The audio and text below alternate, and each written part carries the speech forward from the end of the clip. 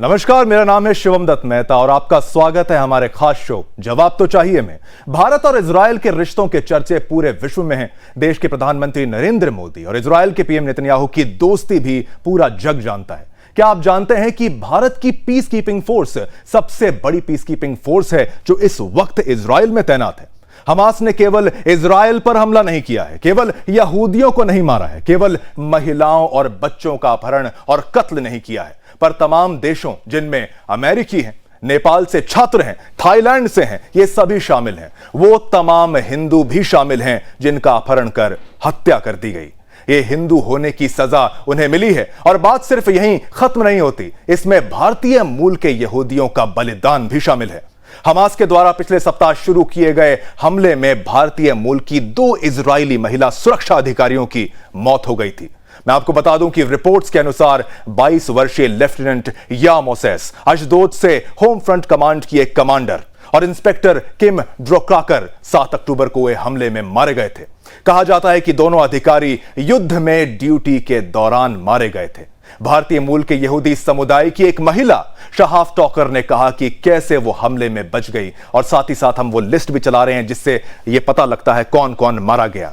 Music festival के दौरान हमले में 260 लोगों की जान चली गई थी जिसमें वो बच गई और उस महिला के दादा भी याकूब 1963 में भारत के मुंबई शहर से वहां से आए, महाराष्ट्र से आए और जो हमला गाजा की तरफ से किया गया था जिसमें 5000 से 7000 रॉकेट दागे गए थे, वो भी उस दिन जब शब्बात का दिन था और छुट्टी का दिन था। हमास ने इजरायली क्षेत्र पर आक्रमण किया और बच्चों और बुजुर्गों सहित निर्दोष नागरिकों की हत्या कर दी। हमास ने एक क्रूर और दुष्ट युद्ध शुरू कर दिया था। इजरायल का कहना है कि वो युद्ध में विजयी होंगे, लेकिन आपको यह समझना जरूरी है कि यह युद्ध का कारण पूरी तरह से धार्मिक है। लड़ाई की वजह अल-अक्सा मस्जिद बना हुआ है और यहूदियों के लिए यह जो पूरा इलाका है इजरायल का इकलौती जगह है जिसे वो अपना घर कह सकते हैं। लेकिन तब यह सोचने वाली बात है कि आखिर आतंकी हमास के समर्थन में तमाम मुस्लिम देश एक साथ खड़े नजर आ रहे हैं तो क्यों? और सिर्फ यही नहीं, हमारे देश में भी कुछ लोग इसको धर्म के चश्मे से देखकर भारत को इजरायल के विरुद्ध जाने की सलाह देने से नहीं हिचक रहे हैं। जबकि जंग में मारी गई जो महिलाएं थी, यहूदी महिलाएं भी, वो भारतीय मूल की ही थी। तो क्या उनका साथ नहीं देना चाहिए था? देखिए हमारी ये खास रिपोर्ट। सबसे पहले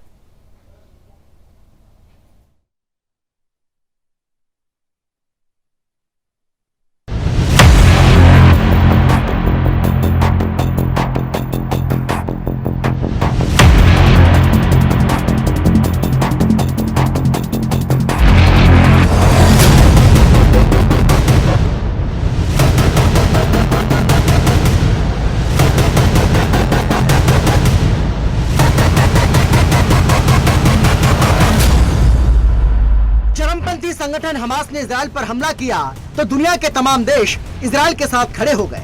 भारत के प्रधानमंत्री नरेंद्र मोदी ने इजरायल के प्रधानमंत्री बेंजामिन नेतन्याहू के साथ कंधे से कंधा मिलाकर खड़ा होने की बात कही। लेकिन भारत के रिश्ते फिलिस्तीन के साथ भी काफी अच्छे रहे हैं। जहां भारत के कुछ लोगों ने फिलिस्तीन का साथ देने की बात कही, वहीं प्रधानमंत्री ने भारत का सपोर्ट इजरायल के नाम किया। तथ्यों के हिसाब से सत्ता में चाहे कांग्रेस की सरकार रही हो या बीजेपी की, दोनों ही सरकारों में इजरायल और फिलिस्तीन के साथ संबंध हमेशा मजबूत रहे हैं, जो इस वक्त भी हैं। लेकिन उसी फिलिस्तीन की गाजा पट्टी पर मौजूद हमास के भारत खिलाफ है, उसके विरुद्ध है। इसकी 2 वजह हैं। भले ही हमास 2006 में फिलिस्तीनी अथॉरिटी यानी पीए का चुनाव जीतकर वहां सरकार में हो, लेकिन 2006 के बाद से गाजा में पीए का दोबारा चुनाव कभी हुआ ही नहीं। और चूंकि हमास को अमेरिका समेत तमाम पश्चिमी देशों ने आतंकवादी संगठन घोषित कर रखा है, यही वजह है कि फिलिस्तीन के साथ होते हुए भी भारत ने इजरायल पर हमास के हमले को गलत ठहराया है। संयुक्त राष्ट्र शांति सेना में शामिल भारतीय सुरक्षा कर्मियों को इजरायल और लेबनान के बीच दक्षिणी सीमा पर तैनात किया गया है, जहां हिजबुल्ला और इजरायली सेना के बीच मोर्टार और रॉकेट हमलों के कारण तनाव बढ़ गया है। लेबनान में तैनात संयुक्त राष्ट्र शांति सेना में 8000 भारतीय सैनिक शामिल हैं। यही नहीं, इजरायल की सिक्योरिटी फोर्सेज में तैनात भारतीय मूल की 2 महिला सैनिकों की मौत हो गई है। इनमें से एक लेफ्टिनेंट और मोसेस होम फ्रंट कमांड में, तो वही दूसरी किम ड्रोकाकर बॉर्डर पुलिस ऑफिस में तैनात थी। Bureau report, Sudarshan news.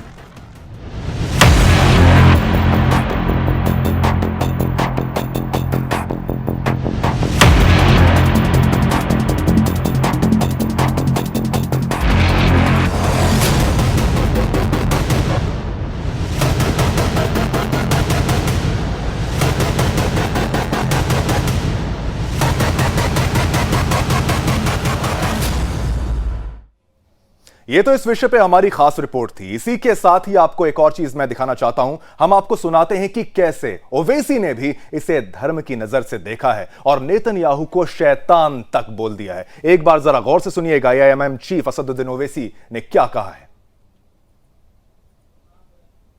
मगर लाखों सलाम वो गाजा के बहादुरों पर जो आज भी लड़ रहे हैं। मगर हम हमारे वजीर आजम से कहना चाहेंगे कि मोदी जी रोको जो गाजा में जुल्म हो रहा है। वो शैतान नेतन्याहू जालिम है, वॉर क्रिमिनल है, वो जो ढकेल रहा है फलस्तीनियों को। सुनो मुख्यमंत्री, मैं फलस्तीन का झंडा तिरंगे के साथ लगा के आया। मैं फलस्तीन के लिए खड़ा हूं और खड़ा रहूंगा इंशाअल्लाह। मगर लाखों सलाम वो गाजा के बहादुरों पर जो आज भी लड़ रहे हैं। मगर हम हमारे वजीर आजम से कहना चाहेंगे। और इसी के साथ आपको वो भी हम सुनाते हैं कि जब भारत में भी जुमे के दिन मुस्लिम भीड़ सड़कों पर उतरकर आतंकी हमास के लिए रोती नजर आई। क्या था पूरा मामला, जरा वो भी गौर से देखिए।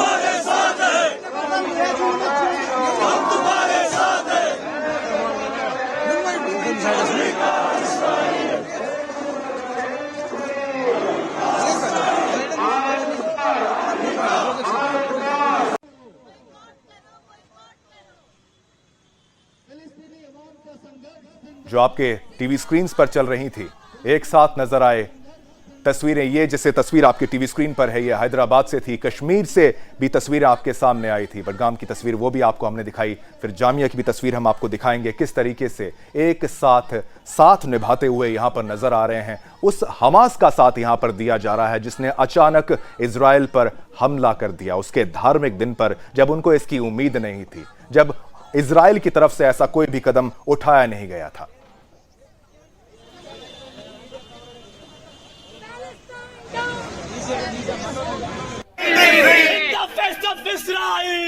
और ये तस्वीरें जामिया की आपकी टीवी स्क्रीन पर किस तरीके से ये भी विरोध प्रदर्शन वहां पर जताते हुए नजर आए थे। तो ये पूरी पिक्चर आपको इस वक्त अब समझ में आ चुकी होगी, कैसे इसको धर्म के चश्मे से देखा जा रहा था। इस पूरे मुद्दे को केवल और केवल धर्म के चश्मे से देखा जा रहा था। किस तरीके से हमास के साथ खड़े हुए यहां पर नजर आ रहे हैं और धर्म के चश्मे से ही देखने की कोशिश से की जा रही है, पर इजराइल की बात रखने वाला यहां पर कोई नहीं है। अब वापस आता हूं मैं और इसी विषय पर मैं चाहूंगा कि हम चर्चा करें, इसके बारे में जानकारी लें और एक्सपर्ट से जानें कि आखिर ये पूरा मामला है तो है क्या। मैं स्वागत करना चाहूंगा, हमारे साथ एक बढ़िया एक्सपर्ट्स का पैनल जुड़ चुका है। मैं स्वागत करना चाहूंगा मेजर जनरल अभय कार्की का, रक्षा एक्सपर्ट हैं, वो मेरे साथ जुड़ चुके हैं टीवी स्क्रीन पर। कमांडर चक्रपाणी चैक्स उनका निकनेम है, पूर्व नेवी कमांडर हैं, वो भी, उनका भी मैं बहुत बहुत धन्यवाद करना चाहूंगा, साथ जुड़े हैं। ग्रुप कैप्टन यूके देवनाथ जी भारतीय वायुसेना से मेरे साथ जुड़ चुके हैं, और BS निगम साहब पूर्व राजनयिक, आप सभी का बहुत बहुत धन्यवाद कि आप सभी ने समय निकाला और इतने महत्वपूर्ण विषय के बारे में चर्चा करने के लिए आप सभी यहां पर इस वक्त मेरे साथ मौजूद हैं। सबसे पहले निगम साहब, मैं आपसे समझना चाहूंगा, ये जो बयानबाजियां की जा रही हैं, चाहे हमारे देश में की जा रही हैं, चाहे विदेश की धरती से जो हमास का साथ यहां पर दिया जा रहा है, कितना जायज है, कितना सही है? और जो हमला होता है जहां पर भारत की शेरनियां मारी जाती हैं, भारत कभी भी भारत के वासियों को धर्म के चश्मे से नहीं देखता। जो यहूदी बेटियां मारी गई हैं वो महाराष्ट्र की शेरनियां थी, मराठी शेरनियां थी, जिनकी हत्या कायराना हमले में कर दी गई और वो शहीद हो गई। आपकी क्या प्रतिक्रिया रहेगी निगम साहब?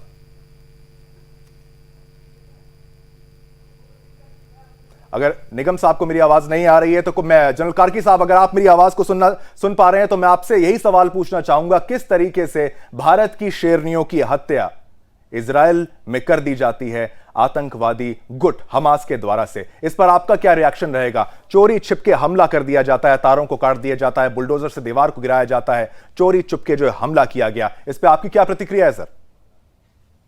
जय हिंद शिवम, जय हिंद।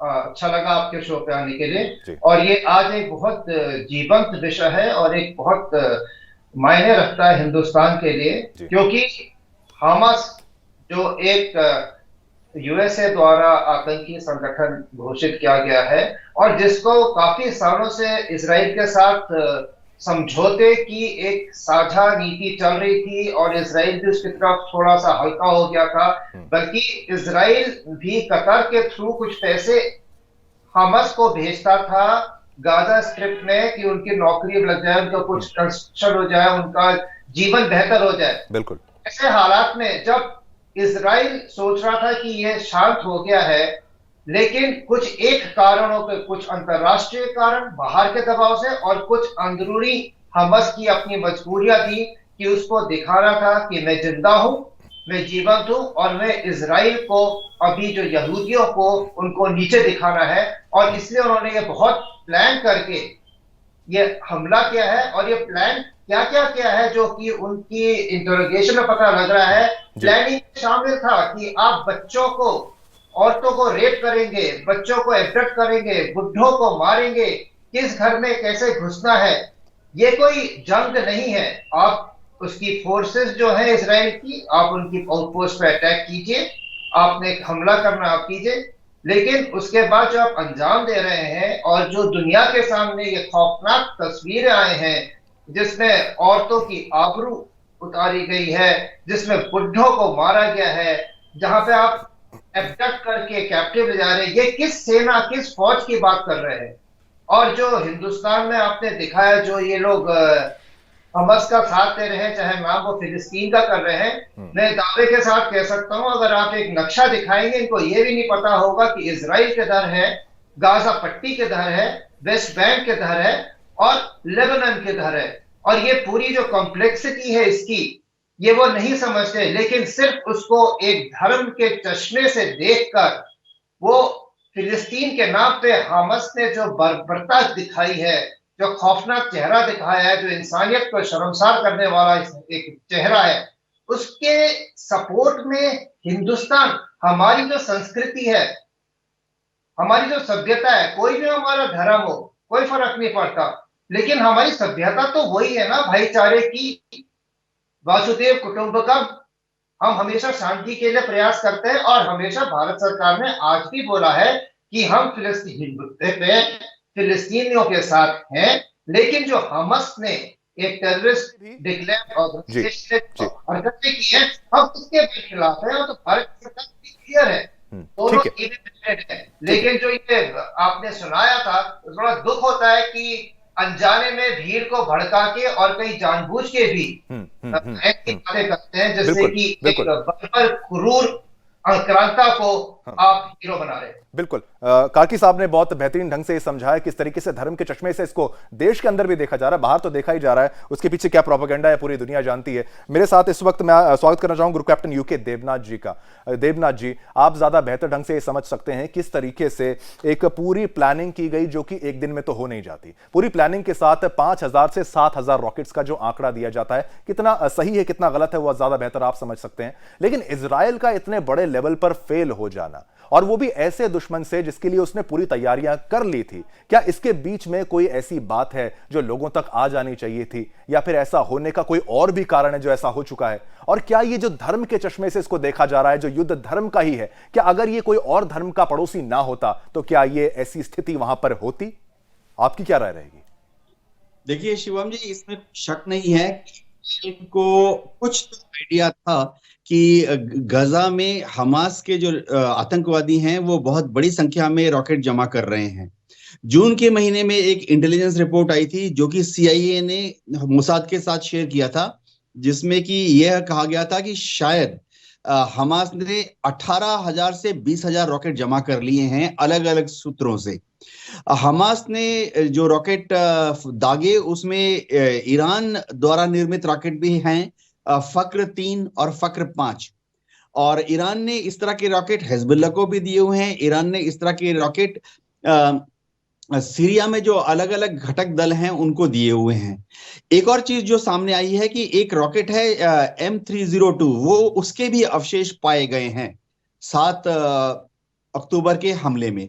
M302 का इस्तेमाल ज्यादातर सीरियन आर्मी करती रही है, और सीरिया की जो ऑर्डिनेंस फैक्ट्री है वो एक रशियन डिजाइन पर इसको बनाती थी।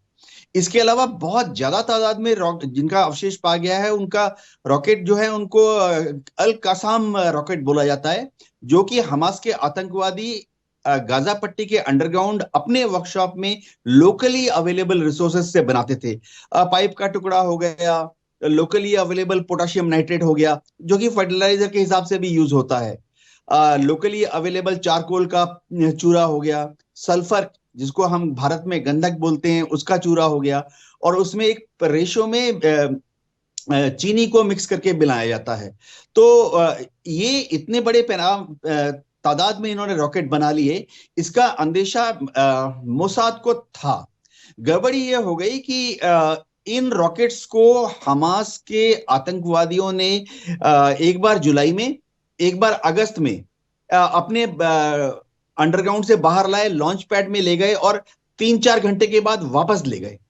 ये सारी कार्रवाई मोसाद ने रिपोर्ट की। तो इस बार भी शनिवार के दिन सुबह 6 बजे मोसाद ने रिपोर्ट की कि रॉकेट जो है लॉन्च पैड की तरफ जा रहे हैं, लेकिन उसका एनालिसिस में गड़बड़ हो गया। एनालिसिस ऐसे हो गया कि जुलाई के महीने में और अगस्त के महीने में भी जिस तरह से रॉकेट डिप्लॉय किए गए थे शायद ट्रेनिंग के लिए और फिर वापस चले गए, शायद ये ट्रेनिंग डिप्लॉय हो रहे हैं। निगम साहब अगर मेरी आवाज को सुन पा रहे हैं, अगर निगम साहब सुन पा रहे हैं, तो मैं उनसे इसके बारे में जानना चाहूंगा कि किस तरीके से इतने सारे सैनिक अगर वहां पर मौजूद हैं तो क्या ये भारत की तरफ से एक मैसेज पूरे विश्व को जाता है, और क्या इसका प्रोटोकॉल क्या होता है, किस तरीके से आप सैनिक भेज सकते हैं, चाहे यूएन पीस कीपिंग फोर्स में सबसे ज्यादा अगर नंबर्स हैं तो कारण क्या है सर? भारत चूंकि इसमें सबसे ज्यादा कंट्रीब्यूट पहले से ही करता रहा है, ठीक है, और भारत ये इफ एंड बट नहीं देखता है। भारत की ये स्टैंडिंग नीति है कि अगर यूएनओ कहेगा तो किसी भी देश में, तो हम वहां पर अपनी पीस कीपिंग फोर्स भेजते हैं, ठीक है। और वो वहां लोकल जो यूएनओ के द्वारा अपॉइंटेड लीडर होता है, जो सेनापति होगा वहां का, उसके अंदर इसको रखा जाता है। ये कोई इंडिपेंडेंट काम नहीं करती है, और कोई अकेले हमारे देश की सेना नहीं होती है, और भी देशों की सेना मिलकर के पीस कीपिंग फोर्स बनती है। बिल्कुल। निगम साहब एक आपकी राय इस पर भी ले लूं, अगर ये धर्म की लड़ाई ना होती तो क्या ये लड़ाई होती, इस पर आपकी क्या राय रहेगी? क्या ये टेरिटरी की लड़ाई है, क्या ये जमीन की लड़ाई है, या धर्म की लड़ाई है, क्या है सर? ये टेरिटरी से ज्यादा धर्म की लड़ाई है, ठीक। और इसकी जो जेनेसिस है वो कोई नया नहीं है, ये बहुत पुरानी लड़ाई है। सब जानते हैं कि इजराइल एक बनाया हुआ कंट्री है, ये नेचुरल कंट्री नहीं है। नेचुरल कंट्री तो वहां का फिलिस्तीन था, एक मुस्लिम देश था जिसकी छाती पर ये इजराइल बनाया गया है ना। तो ये तो दुख हमेशा इस्लामिक कंट्रीज को रहता है, और वो इस धर्म के आधार पर इकट्ठे हो जाते हैं। तो ये प्योरली एक धार्मिक लड़ाई है, इसमें वो हिस्सा भी शामिल है जिसके आप जमीन की बात कर रहे हैं, क्योंकि दुर्भाग्य से वहां पर दोनों ही धर्मों के एक धार्मिक स्थल हैं, और उस पर कब्जा भी इस तरह का होता है कि जो उसके एडमिनिस्ट्रेटर रहता है वो एक पक्ष को अलाव करता है, एक पक्ष को अलाव नहीं करता है। लेकिन सत्य ये भी है कि दुनिया में जितने भी ज्यादा दर्द, दुख, हत्याएं और जिनोसाइड सहन किया है इजराइल ने, या दूसरी मायने में कहें यहूदियों ने, उतना दुनिया में किसी धर्म ने नहीं सहा। बिल्कुल निगम साहब, और वही बात मैं कहना चाहता हूं कि हमारे चैनल पर भी ये खाली हिंदुओं की बात नहीं है, ये उन प्रताड़ित लोगों की बात हम कर रहे हैं। अगर यहूदी जाएं तो जाएं कहां? उनके पास दूसरा कोई जगह नहीं है, उनके पास कोई ऑप्शन नहीं है उनके पास जाने के लिए। चक्रपाणी साहब हमारे साथ, वो भी जुड़ चुके हैं। कमांडर चक्रपाणी नेवल एक्सपर्ट है, नेवी में वो सर्व कर चुके हैं। आपका भी स्वागत है सर। मैं आपसे ये सवाल तो जरूर पूछूंगा, कैसे यूएस की तरफ से जो बड़े बड़े एयरक्राफ्ट कैरियर्स वहां पर, युद्ध जो विमान है वहां पर, वो खड़े वहां पर कर दिए गए हैं, उसी के साथ किस तरीके से अगर ये धर्म की लड़ाई ही है, और जिस तरीके से यहां पर यूके देवनाथ साहब ने बताया किस तरीके से सीरिया का इनडायरेक्टली समर्थन यहां पर आप समझ सकते हैं इसको, मुस्लिम देशों का जो समर्थन एकदम शांति से यहां पर किया जा रहा है, पर इजराइल अकेला अगर पड़ भी रहा है तो केवल अपने बलबूते पर खुद को बचाने की कोशिश करता नजर आ रहा है। पर कब तक बच पाएगा इजराइल अकेला जो है? वो क्या कहेंगे आप? सबसे पहले शिवम जी बहुत बहुत शुक्रिया आपका कि मुझे आपने इस शो में बुलाया। बहुत अहम मुद्दे आपने उठाए हैं। सबसे पहले चलते हैं नेवी के ऊपर, और नौसेना क्या है। नौसेना एक ऐसी सर्विस है, एक ऐसी फौज है जो आज का युद्ध तो लड़ती है, लेकिन कल के युद्ध को भी रोकती है। यही चीज अमेरिका दर्शाने की कोशिश कर रहा है। उसने एक नहीं दो कैरियर टास्क फोर्स भेजी हैं, एक पहुंच चुकी है, एक पहुंचने वाली है। इन दोनों को मिला के तकरीबन 160-170 हवाई जहाज हो जाएंगे वहां पे। 160-170 लड़ाकू हवाई जहाज कई देशों की पूरी वायुसेना को मिला के नहीं बनते। इतनी क्षमता वहां पे है। क्यों?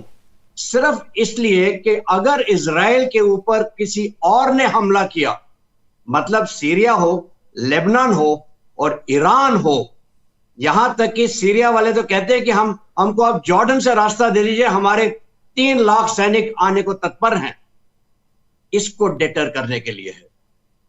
चक्रपाणी साहब, तो क्या ये विश्व युद्ध बन जाएगा? जिस तरीके से आप संकेत दे रहे हैं, ये तो विश्व युद्ध की तरफ जाता मुझे नजर आ रहा है। अगर उनको रास्ता यहां पर मिल जाए, और ये बता रहे हैं इनडायरेक्टली सपोर्ट यहां पर कर दिया गया है। और सऊदी अरब की भी अगर मैं बात करूं, कोई ऐसे देशों की बात करें, रिश्ते बेहतर हो रहे थे इजराइल से, लेकिन मुझे नहीं लगता ईरान को खुशी थी, बाकी देशों को खुशी थी कि इजराइल से रिश्ते जो हैं वो बेहतर हो जाएं। यही जलन थी जिसके कारण हमास का ये अटैक जो हुआ था और बर्बाद करने की इजराइल को कोशिश कर दी गई थी। क्या कहेंगे आप?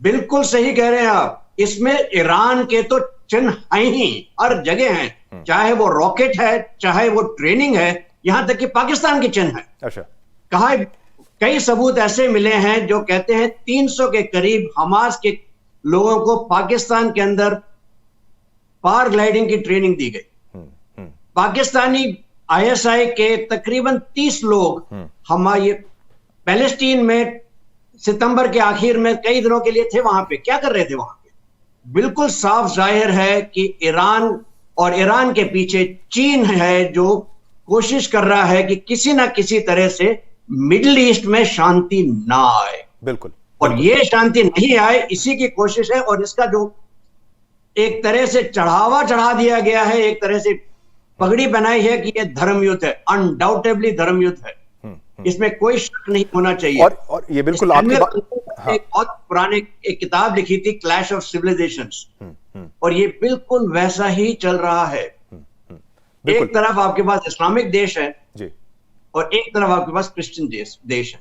ये बहुत अहम आपने बात यहां पर जो उठाई है, आपने पाकिस्तान का जिक्र यहां पर कर दिया। और पाकिस्तान की जब भी बात करें, जनरल कार्की साहब भी मेरे साथ अगर सहमत होंगे इस बात से, तो तमाम जितने भी आतंकवादी संगठन हैं, अगर वो एक देश जहां उसको अपना घर कह सकें, अपना एक होम कह सकें, तो वो उनके लिए पाकिस्तान ही होगा। तमाम देशों के लिए गरीब देश है, बर्बाद देश है, लेकिन कभी भी वो अपनी जिहादी सोच से बाज नहीं आता। फिर से कार्की साहब, इसमें पाकिस्तान एंगल भी फिर से सामने आ रहा है, तो फिर वही धर्म के चश्मे से इसको देखा जा रहा है। लेकिन भारतीय जो है मुंह तोड़ जवाब चाहे क्रिकेट में देते हैं, चाहे मैदान जंग में देते हैं, और हर तरीके से इजराइल के साथ में। क्या पाकिस्तान फिर से यह साबित करना चाहेगा कि चलो चीन से मुझे पैसा मिलता रहे, मैं भीख मांगता रहूंगा और साथ ही साथ मैं हमास का समर्थन करता रहूंगा, हमारे क्रिकेटर भी करेंगे और हमारी आवाम भी करेगी? क्या कहेंगे आप? बेशक शिवम, ये पाकिस्तान के DNA में घुसा हुआ है कि दुनिया में कहीं भी अगर शांति है और आतंकवाद की कोई संभावना है तो उसमें पाकिस्तान जो है वो अपना कंट्रीब्यूशन देता है। जैसे हिंदुस्तान वैक्सीन दुनिया को बांटता है, ह्यूमैनिटेरियन एड दुनिया को देता है, पाकिस्तान के पास एक ही चीज है, वो है आतंकवादियों को पालो और उनको एक्सपोर्ट करो। और जिसको कहते हैं एपिसेंटर ऑफ टेररिज्म पाकिस्तान है। और आज की तारीख में वो FATF की ग्रे लिस्ट में फंसा हुआ है, लेकिन उसके बावजूद भी उसकी गवर्नमेंट के कंट्रोल में ना तो आर्मी है, ना उसकी ISI है, और जो नॉन स्टेट एक्टर है वो सब मिलके जो है कहीं ना कहीं उसको फंसाते रहते हैं। और उसमें आप बोलते रहिएगा कार्की साहब, मैं बीच में आपको यहां रोक रहा हूं। हम वो ट्वीट दिखा रहे हैं जिस तरीके से रिजवान ने, क्रिकेट की दुनिया में अगर आप हैं तो आपको क्रिकेट से ताल्लुक रखना चाहिए। आप किसी देश से अगर मैच जीतते हैं तो यह हमारे गाजा के भाइयों और बहनों के लिए समर्पित, ऐसी बात कही गई थी। लेकिन आपको मैं ये भी बता दूं कि भारतीय मूल के एक व्यक्ति ने एक फोटो भी वहां पर शेयर किया था, जहां पर उसने मुंह तोड़ जवाब दिया था। वहां पर नरेंद्र मोदी की फोटो थी, वहां पर नेतन्याहू की फोटो थी, भारतीय और इजरायली दोस्ती का वहां पर एक नमूना जो था उसकी पेशकश वहां पर की गई थी। लेकिन ये वो सोच है जिसके विरुद्ध हम हैं। इसको धर्म के चश्मे से आपको नहीं देखना चाहिए। ये इंटरनेशनल पॉलिटिक्स है, ये डिप्लोमेसी है, उसके तरीके से इसको देखें। लेकिन ये क्या है? ये हमारे भाइयों के लिए, बहनों के लिए जो गाजा में है। कार्की साहब, वापस आप पर आता हूं। पाकिस्तान फिर से बेनकाब हो रहा है बार बार, क्या कहेंगे? यही बात मैं भी कह रहा था कि इस लड़ाई को अभी ये लोग जो है धर्म युद्ध मान रहे हैं इस्लाम की तरफ से। किसने क्या कहा, कौन सही या गलत नहीं पता। मेरे ख्याल से मोहम्मद रिजवान भी उसी कैटेगरी में, जिसको ये नहीं पता कि इजराइल कहाँ है और लेबनान कहाँ है और आपकी गाजा पट्टी कहाँ है और आटा कहाँ है, क्योंकि हाँ, और क्योंकि उनको पता है कि ये एक मुसलमान ने किया है, उनको शायद ये भी नहीं पता कि उसके मुसलमान भाइयों ने कितना रेप, मर्डर, बच्चों को मारा, सोते में बुढ़ों को मारा। वो अगर उनको मालूम है और उसके बावजूद भी वो अपनी क्रिकेट मैच हमस के नाम पे वो उसको समर्पित करते हैं, तो ये तो अब इन लोगों के बारे में आप क्या कहें? जिसका क्रिकेटर की सोच ऐसी हो, उस देश की सेना, उस देश की सरकार और उसकी आवाम, इन सब के बारे में अब कोई कुछ नहीं कह सकता है। बिल्कुल कार्की साहब, और मैं आपको उतना नीचे गिरने भी नहीं दूंगा। आप एक वरिष्ठ सेना के हमारे भारत देश के अधिकारी रह चुके हैं, उतना नीचे मैं पाकिस्तान की सोच तक आपको गिरने के लिए मैं मजबूर वहां पर बिल्कुल भी नहीं करने वाला। ग्रुप कैप्टन यूके देवनाथ जी, जिस तरीके से आपने हमें यह समझाया था, किस तरीके से वहां पर रॉकेट्स का इस्तेमाल किया गया था, इंफॉर्मेशन जो है, इंटेलिजेंस फेलियर की आपने बात की, हम इजरायल को भी यहां पर घेरेंगे, हम इजरायल पर भी सवाल उठाएंगे कि आपको पता है तमाम देश आपको नोच के खाने के लिए बैठे हुए हैं और आप वहां त्योहार मना भी रहे थे, तो आपको वहां पर जागरूक रहना चाहिए था, आपको जागते रहना चाहिए था कि अगर हमास हमला करेगा तो आप बच नहीं पाएंगे। और जिस तरीके से ट्रेनिंग, यहां पर बहुत महत्वपूर्ण बात करी है, पाकिस्तान से ट्रेनिंग मिल रही है, कितने देशों से पैसा आया होगा, हथियार आए होंगे, पूरी तैयारियां की गई होंगी सालों तक, तो ये क्या इजराइल का इतना बड़ा फेलियर है? ये आगे जाके नुकसान नहीं देने वाला इजराइल को? नेतन्याहू को जवाब आगे नहीं देना पड़ेगा, इलेक्शंस में जवाब नहीं देना पड़ेगा? क्या कहेंगे आप सर? प्रधानमंत्री नेतन्याहू के ऑलरेडी बहुत ज्यादा दबाव, पहले दिन से विरोधी दल जो हैं वह उनके ऊपर दबाव डाल रहे हैं कि आप एज एन एडमिनिस्ट्रेटर फेल हो गए। लेकिन अच्छी बात यह है कि इजराइल में एक सिस्टम है कि जब भी युद्ध होता है तो विरोधी दलों को मिलाकर एक वॉर कैबिनेट बनाई जाती है जी। तो विरोधी दल फिलहाल वॉर कैबिनेट के हिस्सा हैं, लेकिन इसमें कोई शक नहीं है कि जिस दिन ये युद्ध समाप्त होगा तुरंत एक इंटरनल इंक्वायरी होगी और सत्ता पक्ष और विपक्ष जो है वो आपस में बैठकर ये तय करेगा कि गलती किसकी थी। लेकिन मोसाद के जो चीफ हैं उन्होंने ऑलरेडी इस तरह के बयान दे दिए हैं कि शायद मोसाद को और ज्यादा चौकन्ना रहना चाहिए था। मैं बता दूं कि इजराइल में एक और इंटेलिजेंस एजेंसी है शिन बेट। शिन बेट ने ऐसी कुछ आशंका बताई थी सितंबर के पहले हफ्ते में कि शायद धार्मिक त्योहारों के दौरान इजराइल के अंदर अशांति फैलेगी। तो शिन बेट ने भी कभी यह अंदाजा नहीं लगाया कि धार्मिक त्योहारों के दौरान बाहर से यानी गजा से हमला हो जाएगा। तो एहसास सबको था, लेकिन सिर्फ उसका जो आंकलन है उसमें गलती हो गई। देखिए इंटेलिजेंस में दो चीज होती है, एक होता है इंटेलिजेंस इनपुट और उससे 10 गुना ज्यादा महत्वपूर्ण होता है कि उस इनपुट को सही तरह से एनालाइज करके ये भांपना कब, क्यों, कहां और कैसे। तो इसमें चूक हो गई। और नेतन्याहू खुद भी इंटेलिजेंस और आर्मी के बहुत महत्वपूर्ण सदस्य रह चुके हैं। उनके पास उनको जवाबदेही देनी पड़ेगी और उनकी ऑपोजिशन छोड़ेगी नहीं। और 2025 में जब इलेक्शन होने वाले होंगे तो ये एक बहुत बड़ा मुद्दा बनेगा इजराइल में।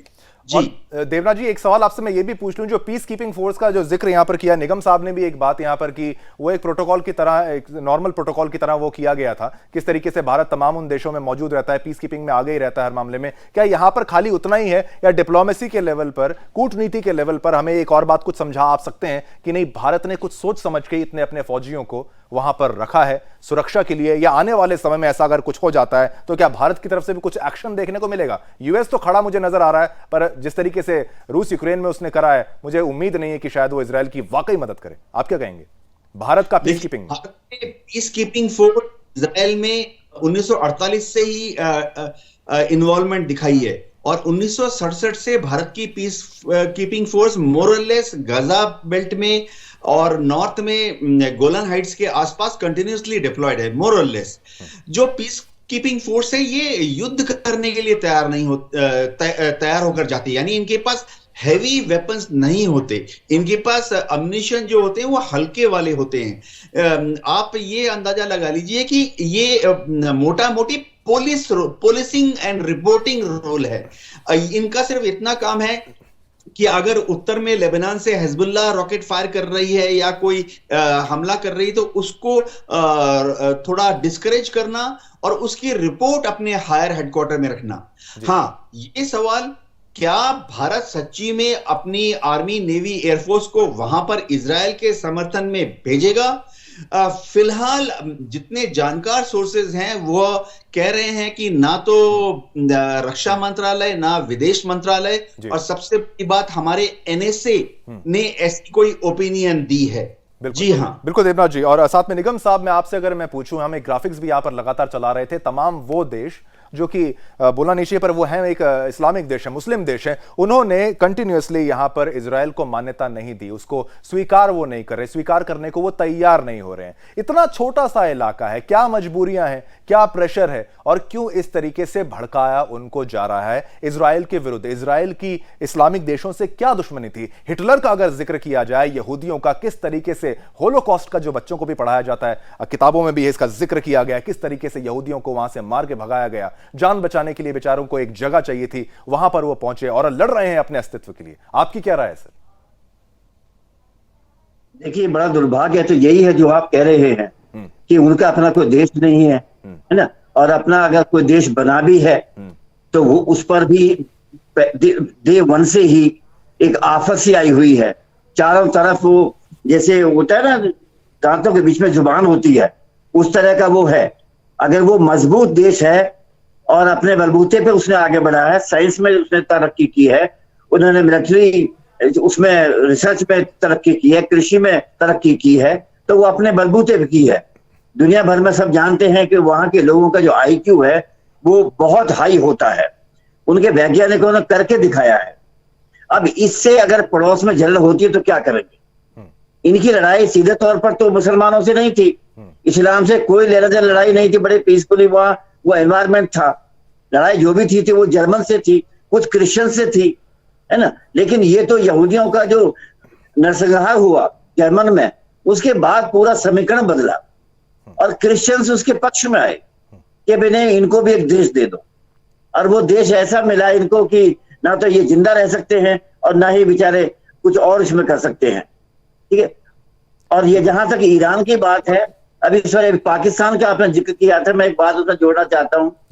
दुनिया भर में पाकिस्तान जो है, अगर कभी हम बात करें आतंकवाद की मंडी, तो बड़ा वो थोक व्यापारी है और उसने ये प्रमाणित कर दिया है कि सबसे बड़ा आतंकवादियों का भंडार है वो वही पाकिस्तान में होता है, चाहे वो अलकायदा चीफ रहा हो और चाहे दुनिया के बड़े बड़े टेररिस्ट रहे हों, वो वहां रास्ता जरूर वहां से होकर जाता है।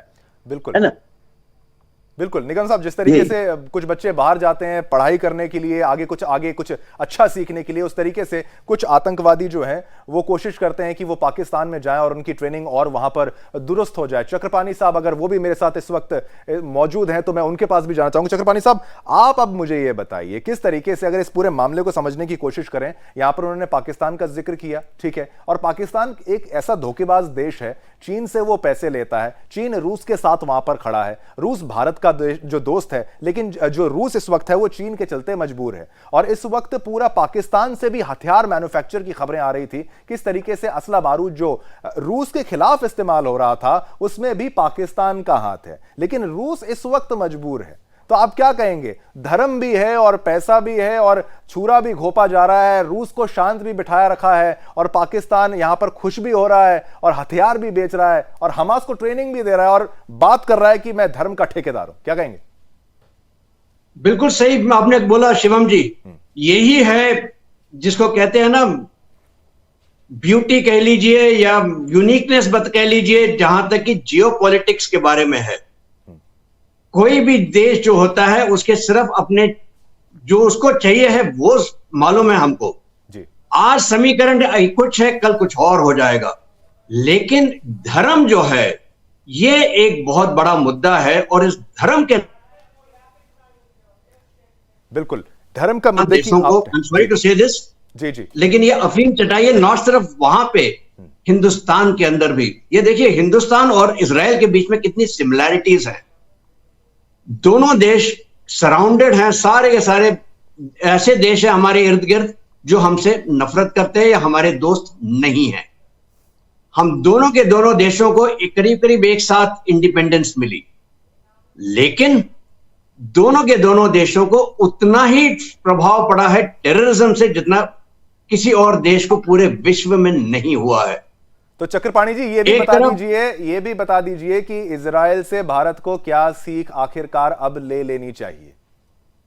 साफ शब्दों में बताइएगा, क्या सीख भारत को अब इजराइल से ले लेनी चाहिए और इन गलतियों से जिस तरीके से आपने बताया? सबसे पहली बात तो यह है कि तुष्टीकरण की राजनीति जो है वो हमेशा विफल होगी। बिल्कुल ठीक है। हम सेक्युलर हैं, सेक्युलरिज्म का मतलब यह है कि धर्म, हम कह लीजिए आप हिंदू देश हैं, कह लीजिए हम सेक्युलर देश हैं, लेकिन हम सबको एक सा ही देखेंगे और कुछ नहीं, दैट्स इट। दूसरी बात यह है कि जहां तक कि टेक्नोलॉजी का सवाल है, टेक्नोलॉजी की एक लिमिट है।